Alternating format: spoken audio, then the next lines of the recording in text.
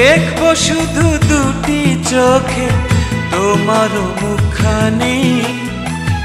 ওই মুখ দেখলে স্বর্গ দেখা